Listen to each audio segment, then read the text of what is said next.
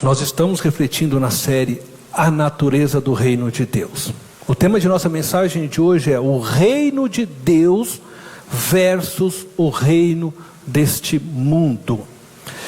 Quando nos referimos ao reino deste mundo, não podemos nos esquecer de que a Bíblia afirma que o nosso mundo, a nossa era presente, está sob o domínio de Satanás, chamado por Jesus de príncipe deste mundo, conforme vocês podem ler depois, João 14, verso 30. Isso significa que Satanás reina sobre nosso mundo. Entretanto, o seu reino está sujeito à soberania de Deus. Já dissemos no último encontro, volto a reafirmar, que não existe uma relação de igualdade entre o reino de Satanás e o reino de Deus. O reino de Deus é que verdadeiramente governa todo o universo e tudo que podemos pensar e imaginar. Nada existiria se não fosse Deus. Eu vou iniciar nossa reflexão buscando compreender o conflito existente entre estes dois reinos. Por isso, o primeiro ponto de nossa reflexão de hoje é compreendendo o conflito entre o reino de Deus e o reino deste mundo. E quando eu estou falando do reino deste mundo, eu estou falando o reino dos homens, o reino que governa a nossa realidade presente. A Bíblia revela para nós que existe um conflito entre o reino de Deus e o nosso mundo. Essa tensão se deve pela realidade de que o nosso mundo foi colonizado pelo reino das trevas.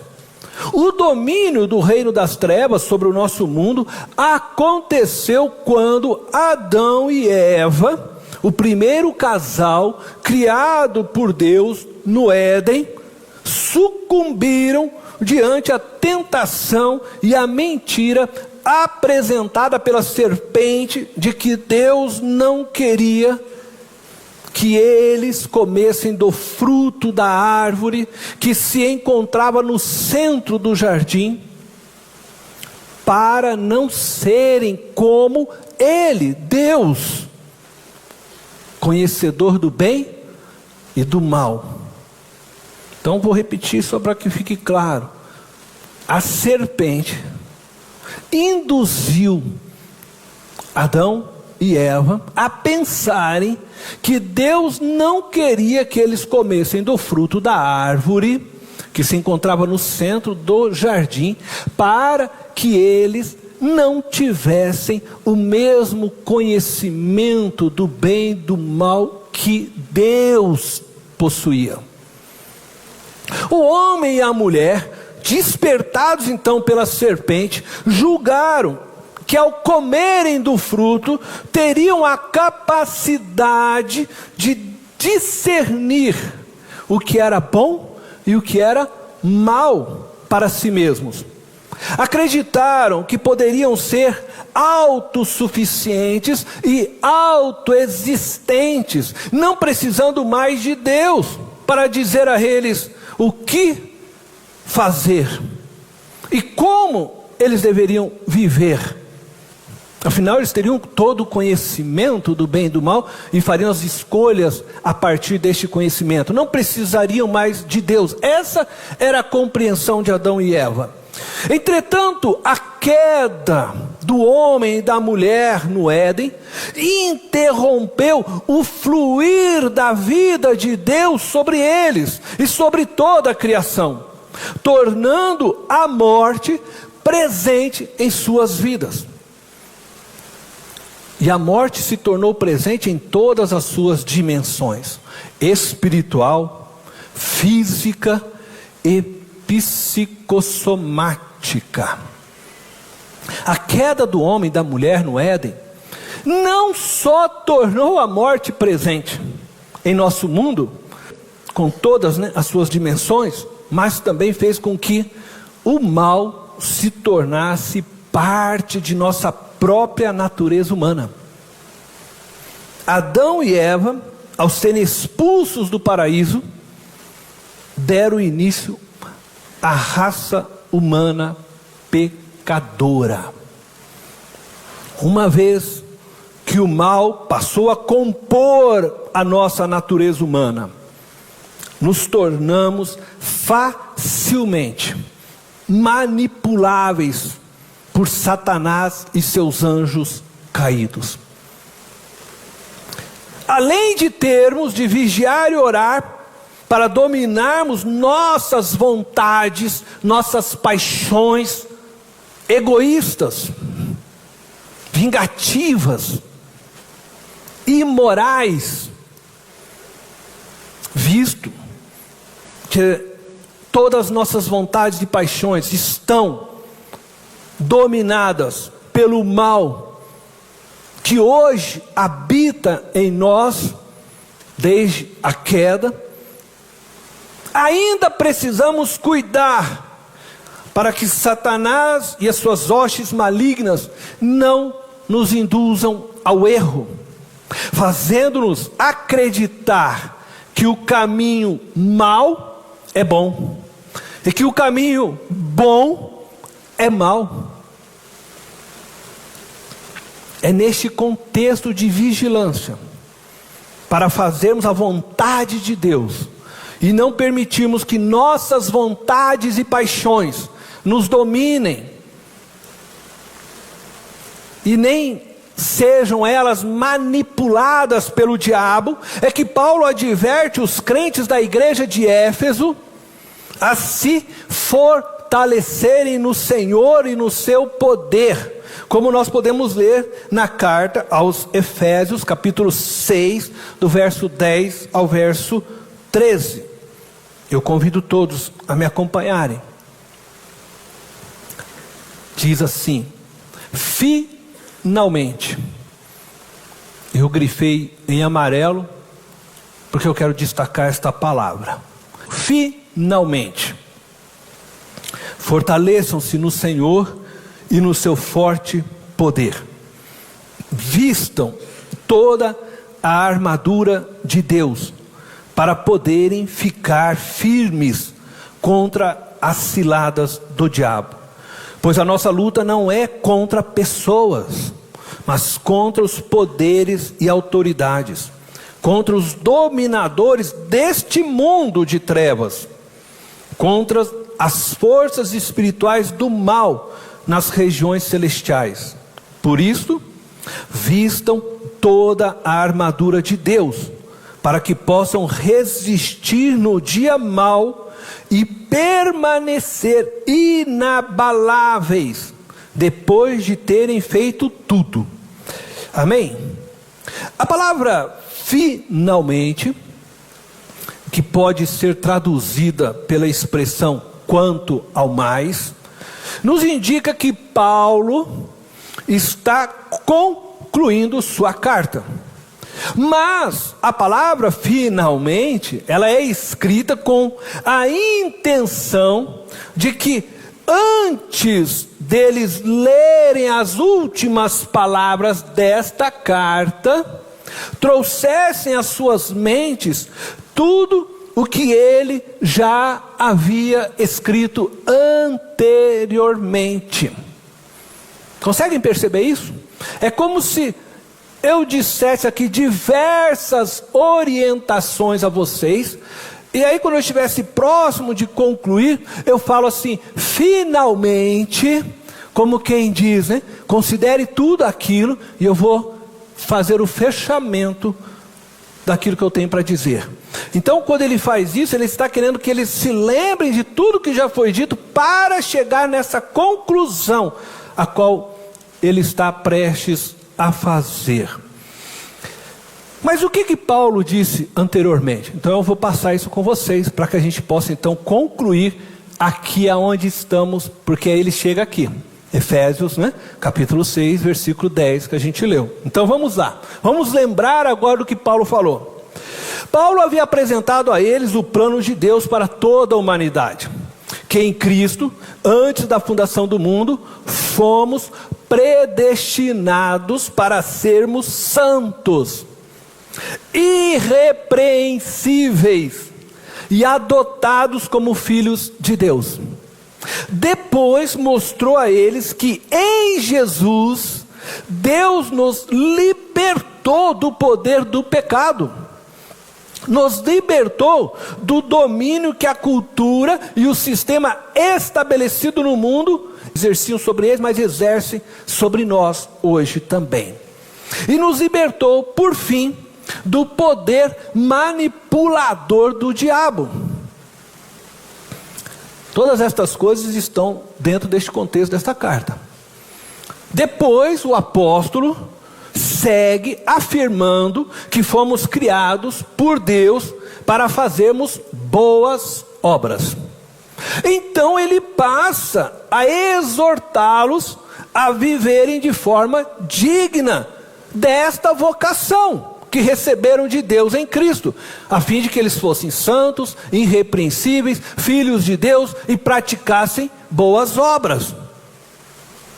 Então ele diz para a igreja que eles deveriam viver com humildade, sendo dóceis uns com os outros, pacientes e suportando uns aos outros, fazendo de tudo que lhe fosse possível para conservar a unidade do Espírito pelo vínculo da paz. O apóstolo passa a dar orientações práticas para que pudessem viver a unidade do Espírito e se relacionarem uns com os outros de forma que estas coisas se manifestassem: a humildade, a gentileza, a paciência, o suportar uns aos outros. Então ele começa a apontar de maneiras mais práticas ainda. E com todos estes ensinos e orientações anteriores em mente, Paulo escreve suas palavras finais, exortando-os a se fortalecerem no Senhor e no seu poder, pois precisariam estar revestidos de toda a armadura de Deus para resistirem às ciladas do diabo. O diabo está sempre a preparar ciladas. Esta exortação também serve para nós. É necessário que nós busquemos forças no Senhor e no seu poder, pois o diabo, nosso adversário, irá tentar incansavelmente nos destruir como igreja, como corpo de Cristo, levando a tratarmos uns aos outros com grosseria, insubmissão, rebeldia, com um espírito de competitividade, de maledicência, nos levando a sabotarmos uns aos outros, praticando coisas que são praticadas pelo reino das trevas, pelos filhos das trevas, não pelos filhos de Deus. Tais coisas não devem ser praticadas pelos filhos de Deus. O diabo, nosso adversário, o acusador, fará de tudo para quebrar a unidade do Espírito entre nós. Ele fará de tudo para que o amor extravagante de Cristo não seja visto entre nós, e assim o Evangelho de Cristo não tenha forças para transformar vidas e libertá-las da escuridão. Jesus afirmou que nós seríamos conhecidos como seus discípulos se nos amássemos uns aos outros. Não existe igreja sem comunhão.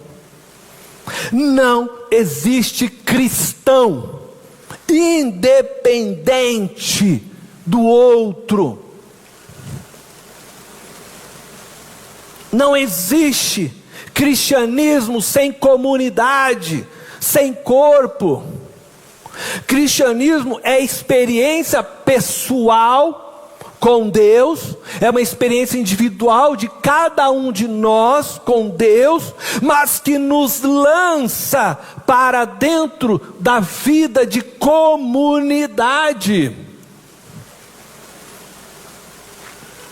Por isso, o diabo fará de tudo para que você se distancie da igreja, da comunidade dos irmãos da fé. Portanto, lembre-se, nossa luta não é contra carne e sangue, não é contra pessoas, mas contra os principados e potestades que dominam nosso mundo. Portanto, pare imediatamente. Se você está praticando tais coisas que eu vou dizer, pare imediatamente de brigar com seu irmão, com a sua irmã.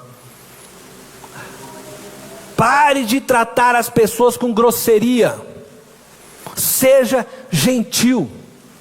Promova os valores e princípios do reino de Deus.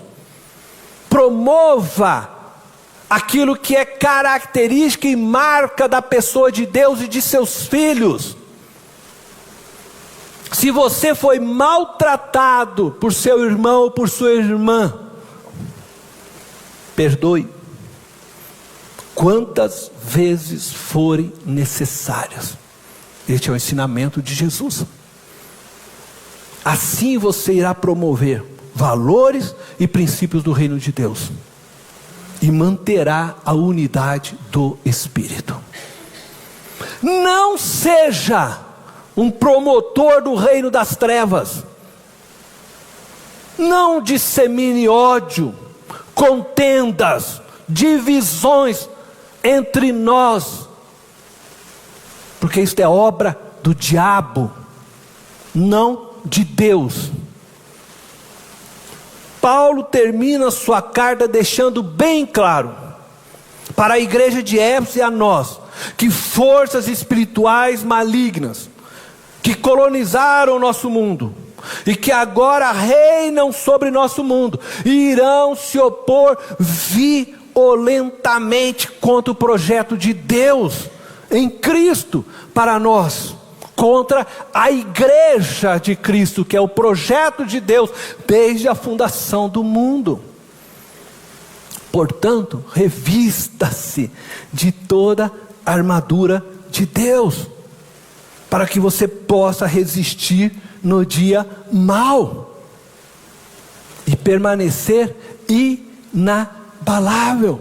Resistir no dia mau é resistir à tentação de pagar o mal com o mal, e você permanecer inabalável, não ceder à tentação do diabo de você se vingar, de você odiar, de você se tornar grosseiro para com o outro, de você fazer o mal.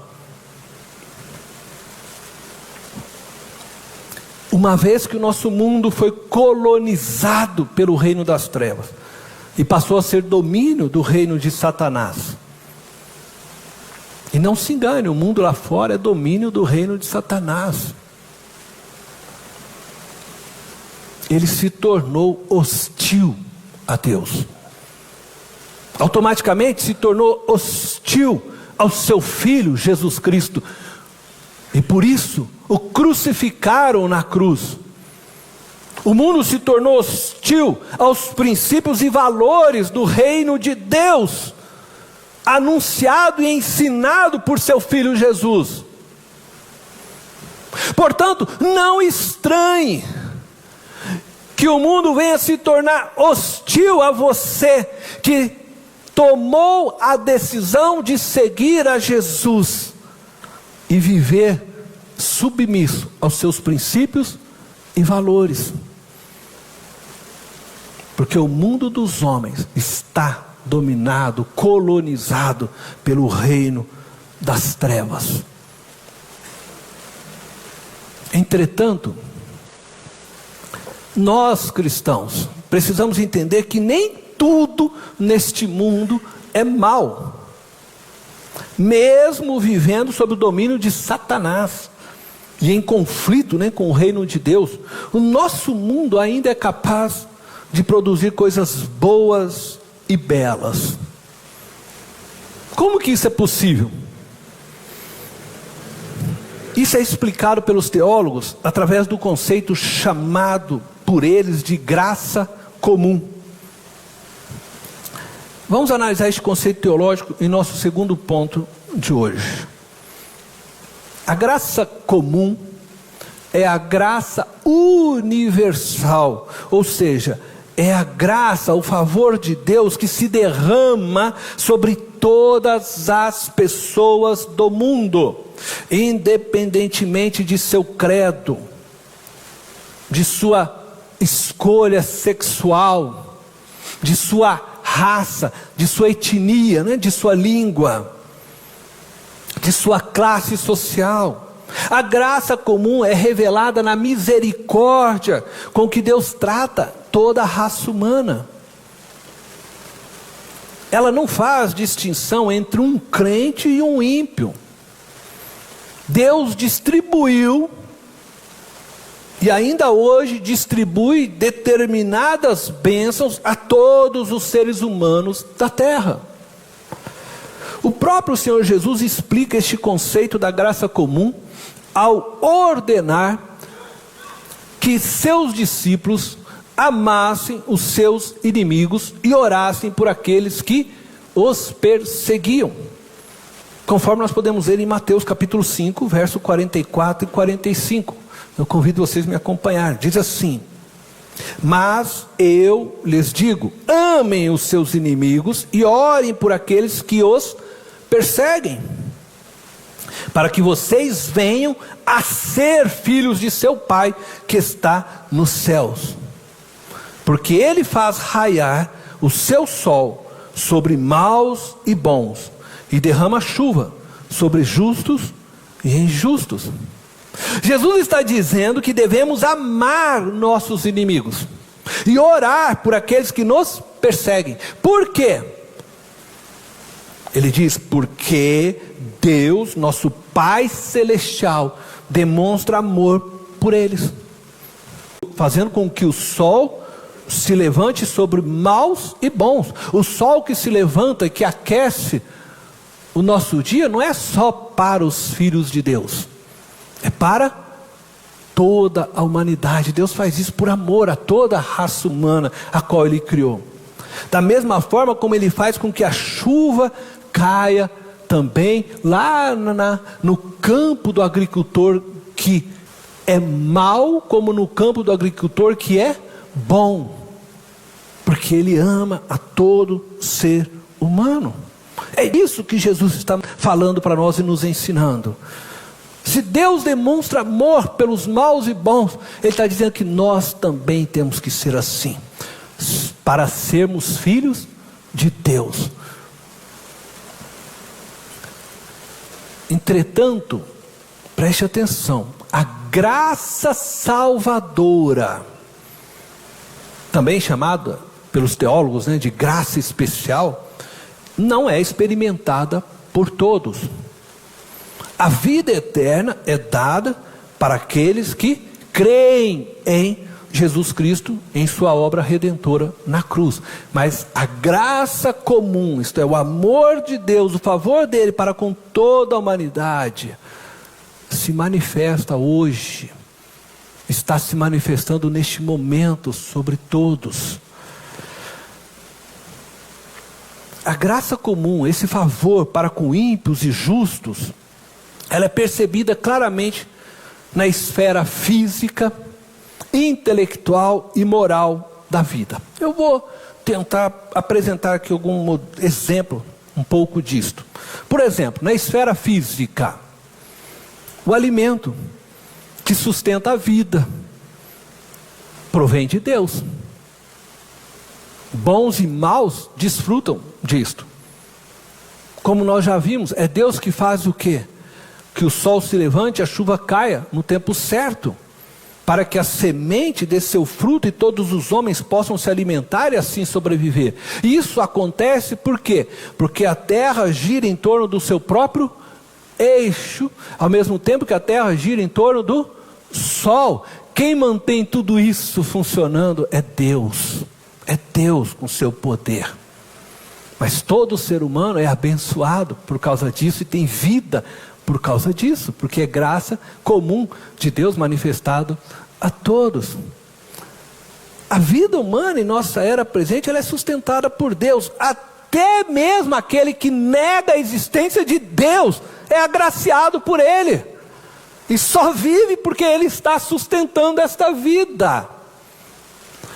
Você estar aqui hoje, nesta manhã, e você poder fazer esse ato tão simples, né, de respirar, é graça de Deus, é manifestação dessa graça comum. É Ele que está dando a você essa oportunidade de continuar a viver neste mundo, nesse tempo.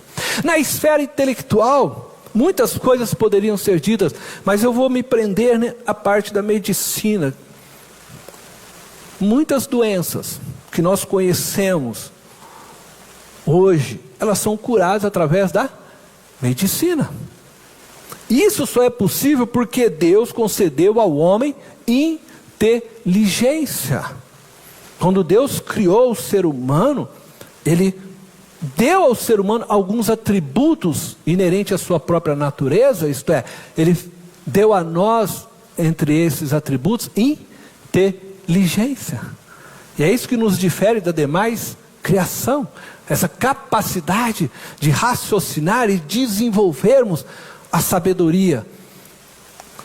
E essa sabedoria, essa inteligência nos deu condições hoje de termos uma ciência biológica que traz a nós o benefício através de diversas descobertas, de remédio, tudo que Deus deu a nós, através das plantas, de tudo isso que... Então muitas hoje pessoas são agraciadas através da medicina, mas isso tudo provém de Deus, que deu ao homem inteligência. E todos os seres humanos desfrutam dessa graça comum. Não é só o crente, por exemplo, que é tratado lá num hospital por um médico de uma determinada enfermidade. Todas as pessoas que chegam lá são tratadas, e muitas pessoas recebem curas, e a gente assiste e ouve notícias disso, mas tudo é graça de Deus, que deu aos homens sabedoria e inteligência, e nós devemos sim desfrutar disso. Então a inteligência beneficia todos os seres humanos nas mais diversas áreas. Na esfera moral, a graça comum está evidenciada na capacidade que todo ser humano possui de amar. Todo pai e toda mãe, seja crente ou não, é capaz de se doar inteiramente por seus filhos. É capaz de morrer, se necessário, pelos filhos. E não importa. Você pode pensar, né, naquele pai ou naquela mãe mais bandido que você conseguir imaginar, mas ele é capaz de morrer e dar a vida pelo filho dele. Tem essa capacidade de amar um ser, sem ser ele mesmo. Por quê? Porque isso foi colocado por Deus em nós, quando nós fomos feitos por Deus. Pessoas são capazes de perdoar uns aos outros. E eu não estou falando só de crentes, né? Pessoas que nascem dentro de uma igreja, mas pessoas que são ensinadas por seus pais a terem valores morais corretos, são capazes de perdoar o outro que lhe fere, porque isso está também em nossa natureza, quando Deus nos fez a sua imagem e semelhança. É verdade que a criação de Deus sofreu, né, grandes danos por causa do pecado. E aí a inteligência, o amor, tudo isso foi afetado drasticamente. A nossa capacidade de raciocinar para o bem, a nossa capacidade de amar, muitas vezes para produzir o bem ao outro, foi afetado. E o egoísmo, como nós já falamos, os nossos desejos, e nossas paixões ficaram distorcidas. E isso nos faz com que nós venhamos muitas vezes a nos ferirmos. E é por isso de toda esta orientação que o apóstolo está trazendo a nós. Mas, ainda que o pecado tenha causado todos estes danos em nós, ele não eliminou totalmente aquilo que Deus fez em cada homem, em cada mulher, desde Adão e Eva na criação. Por isso que todos nós ainda somos capazes de amar, de possuir inteligência. Todo ser humano, independentemente de seu credo, de sua raça, de sua condição econômica, ainda é capaz de manifestar atributos divinos, dados pelo Criador ao primeiro casal. Ainda existe em nós, seres humanos, inteligência que nos faz discernir o que é verdade e o que é mentira. Todo ser humano tem capacidade de discernir tais coisas, o que é bom e o que é mal. Também ainda existe em nós, seres humanos, amor que se manifesta de forma solidária com a dor do outro. Nós vemos isso, que desperta em nós compaixão. Por exemplo, quando nós vemos uma criança passando fome, que nos torna generosos diante um desmoronamento e destruição de diversas casas, como ocorreu em São Sebastião, onde pessoas, muitas delas não cristãs, se mobilizaram para poder ajudar e fazer algo. Ainda há inteligência e amor que nos leva muitas vezes a compor uma bela canção ou escrever um belo poema, porque ainda existe parte de Deus em cada um de nós. Eu estou para concluir esta mensagem. Eu quero só trazer a memória. Há 2 semanas, uma mãe de 49 anos, chamada Isabel Cristina de Mendonça,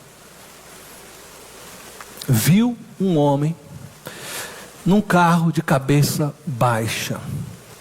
E pensando que ele estava passando mal, ela foi até o carro e o abordou para saber se ele precisava de ajuda. O homem, irritado por ter sido abordado, desceu do carro e começou a agredir esta mulher. Não bastando, ele passou por cima dela com seu carro. Essa mulher veio a morrer, porque ela desejava fazer o bem. Este é o mundo que nós estamos vivendo. Nessa semana, acredito que todos acompanharam o caso de racismo contra o jogador Vinícius Júnior. Uma vergonha para nós seres humanos. Uma demonstração de como somos capazes de fazer mal para o nosso semelhante. E ainda nos justificarmos. Buscarmos diversas desculpas. Infelizmente, vivemos neste mundo, onde o mal residente em nós, e nós, é um desafio para você olhar para você mesmo,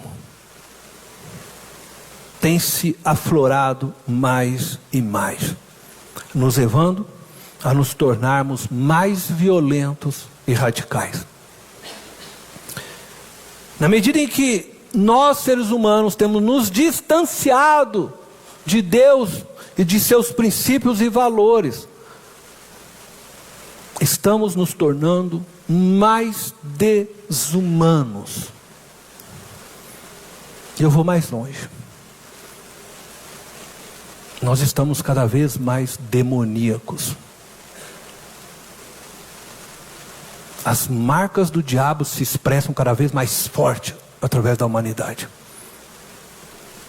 Isso tem acontecido porque Satanás e seus demônios têm conseguido influenciar a nossa sociedade humana, nos levando a desprezar o conceito bíblico, por exemplo, de família, para satisfazer um grupo que deseja viver entregue aos desejos pecaminosos de seus corações.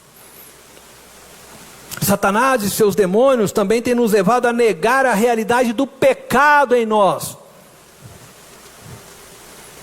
fazendo com que a sociedade acredite que o mal é somente fruto de um sistema social perverso.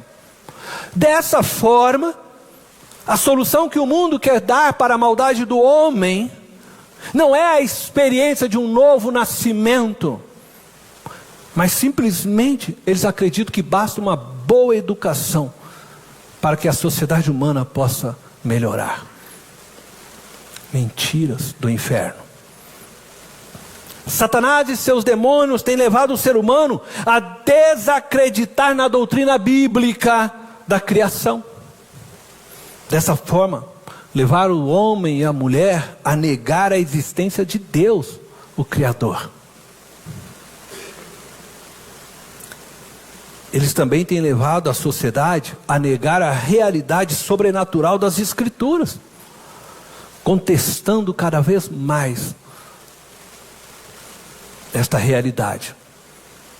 Porque é nas Escrituras sagradas, na Bíblia, que encontramos a verdade de quem Deus é e de quem somos nós. Enquanto Satanás tem trabalhado aí para destruir e anular tudo que se refere ao reino de Deus, ele estimula ao mesmo tempo a sociedade humana ao esoterismo, ao misticismo, ao discurso da cultura neutra. Eu creio que vocês sabem o que isso significa, né? Por exemplo, hoje nós não podemos mais tratar as pessoas como todos ou todas. Agora você tem que chamar de todes. Sei lá, a coisa deve ser isso aí, né? É isso? Todd para mim é um negócio de chocolate lá, né? Você não pode mais tratar e dizer: olha, eu saí com meu amigo, eu saí com minha amiga. Não, você tem que falar agora: eu saí com meu amigo.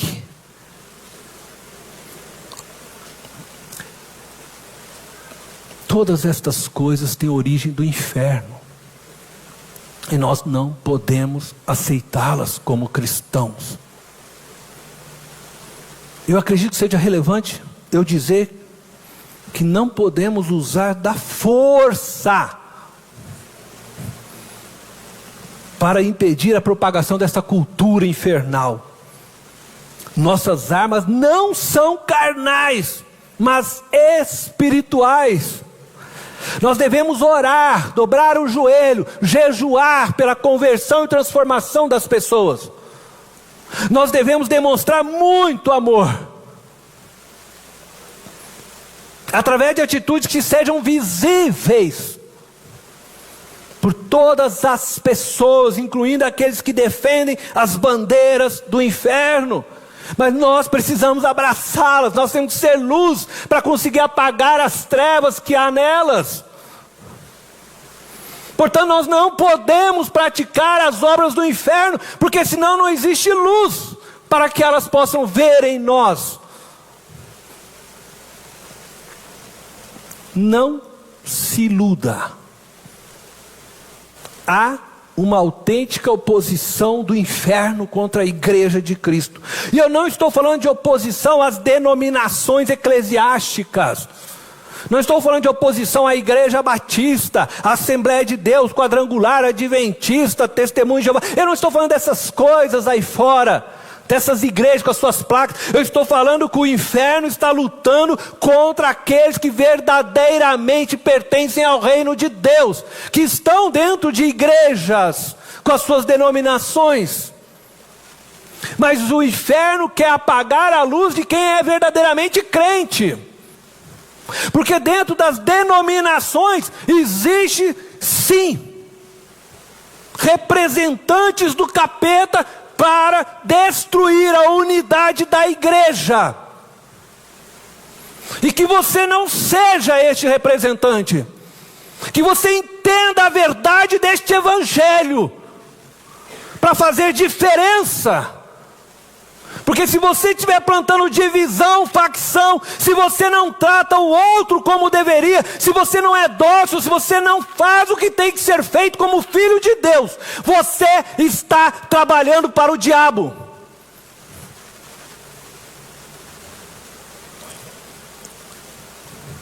Portanto, fortaleça-se no Senhor.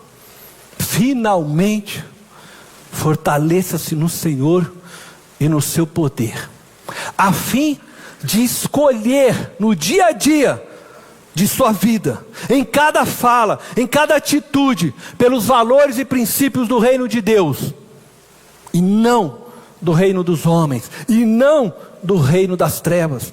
Vista toda a armadura de Deus, para poderes ficar firmes contra as ciladas do diabo. Não tratando as pessoas do seu convívio familiar, da sua casa, do seu convívio da fé, da igreja, do seu convívio profissional, acadêmico, com grosseria, hipocrisia, ira, inveja, soberba, avareza. Estas coisas não podem existir nos filhos de Deus. Não difame a ninguém. Não faça e não dê ouvidos a fofocas. Não semeie em seus convívios divisões, facções, competitividade. Pelo contrário, trate a todos com amor, mansidão, bondade, generosidade. Aprenda a se curvar para o seu irmão, diminua-se para que o outro cresça. Pare de lutar contra pessoas.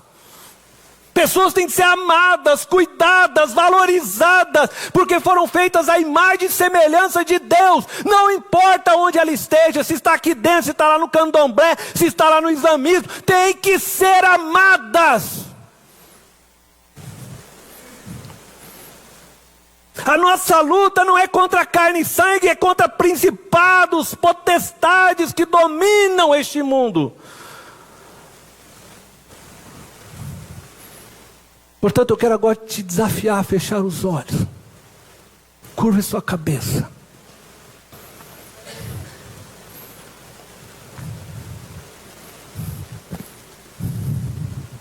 Nós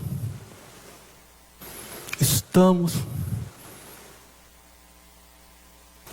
trabalhando para sermos uma comunidade, uma igreja, conforme o sonho de Jesus, onde todos nós nos vemos como irmãos, como continuidade um do outro,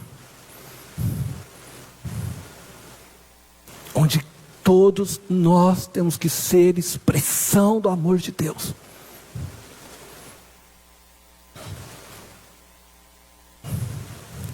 E o desafio desse momento, eu não quero que você abra os olhos, fique seus olhos fechados, porque deixa o Espírito ministrar a sua vida. Porque o grande desafio deste momento na sua vida é ser cristão de verdade.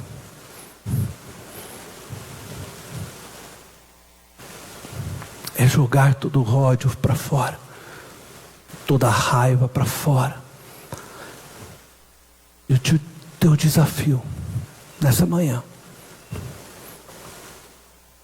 é abraçar aquela pessoa que você não abraça. É criar agora ponte com aquela pessoa que você não tem ponte alguma. Porque na igreja de Cristo não pode ter divisão. Na igreja de Cristo não pode ter estrelismo. Na igreja de Cristo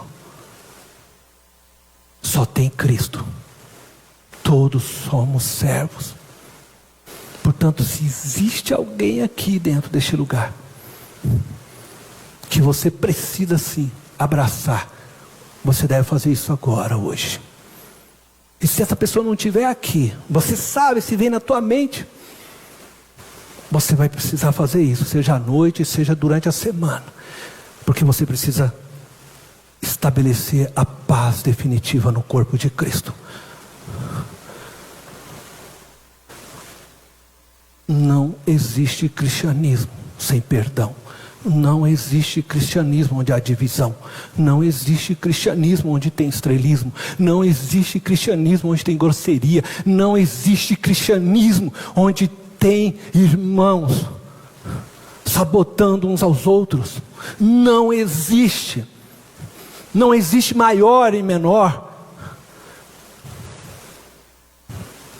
Pai amado eterno, nós estamos aqui hoje, Senhor, na Tua casa. A minha oração é que o Teu Espírito, Senhor, possa mover cada um de nós a vivermos um cristianismo autêntico.